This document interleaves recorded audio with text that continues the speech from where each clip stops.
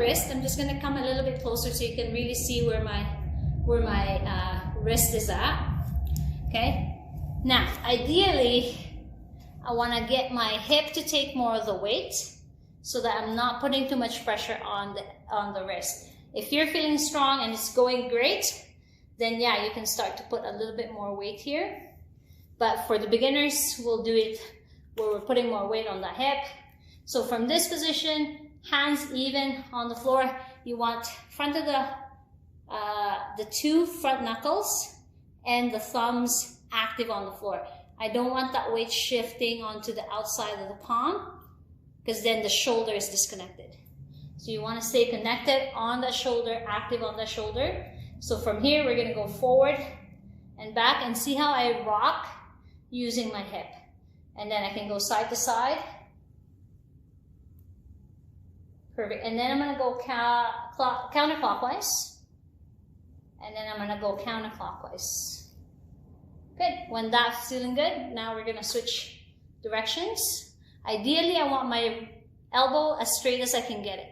I don't want it bent because then again, my shoulder's disconnected. I want that connection to happen throughout the whole shoulder, elbow, and wrist. So from here, I'm going forward and back again. I'm going side to side. And then I'm going to go counterclockwise. All the movement is coming from my hip to move my weight around. And done. Now next we're going to get the hands to turn towards the knee.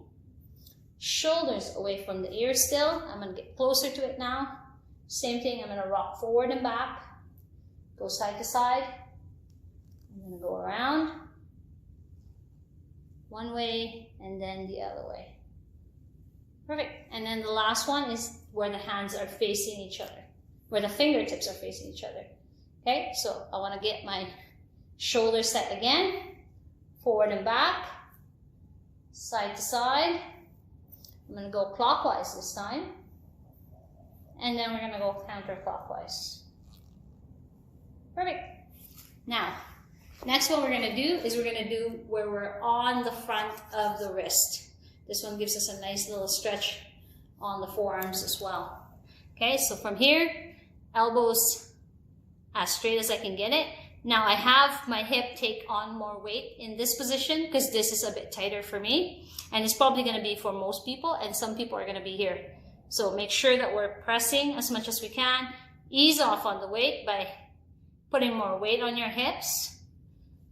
From here, same thing, forward and back, side to side, and I'm going to go around. I'm going to go forward, rock back and forth, side to side, clockwise, and counterclockwise. And as you can see, this elbow is starting to bend. So I'm just going to give it a little bit more time there, breathing through it. Into the belly, out, nothing on the chest. We're not holding that weight in the neck. And then I'm going to turn it out. So this one's a bit better for me. Forward and back, side to side, counterclockwise, and clockwise. Last one, where the fingertips are facing my knee. Forward and back. I'm going to go side to side, counterclockwise, and clockwise. If you still find that that's a lot of pressure, feel free to do it on the table or on your desk, okay? Once it's done, I'm going to go back into the front, exploring each position again. And then from there, I'm going to see if I can get up to my knuckles and come back down. Knuckles and come back down.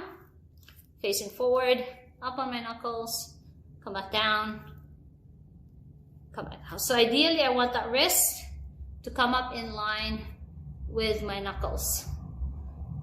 And then same thing, we're going to explore each position. There, nice, I know, right? And then same thing from this position. Good. So now once that's done, we're going to do the other way. So we're going to start on our knuckles. We're going to open the hand and come down to the wrist. and then create that fist again. Open up, and then fist. Same thing, we're gonna go explore different.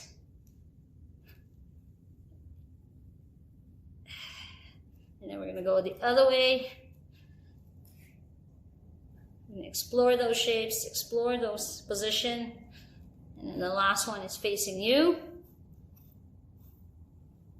And again, in this position, I put a lot more weight on my hip because my wrist can't quite take it. Once that's done, let's do a couple of circles. You can also grab a stress ball, squeeze, rotate, and then release. Do one without. Same thing for this one.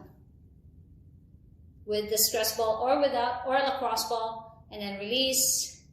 Do a couple. So give that one a go. Let us know what you think.